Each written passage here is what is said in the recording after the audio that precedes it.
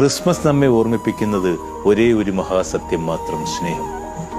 ദൈവം ജനിച്ചത് അധികാരത്തിന്റെ കൊട്ടാരങ്ങളിലോ ആഡംബരത്തിന്റെ വെളിച്ചത്തിലോ അല്ല, ഒരു തൊഴുത്തിന്റെ നിശബ്ദതയിൽ, വിനയത്തിന്റെയും ലാളിത്യത്തിന്റെയും നടുവിൽ. അതൊരു തീഷ്ണ പ്രഖ്യാപനമായിരുന്നു.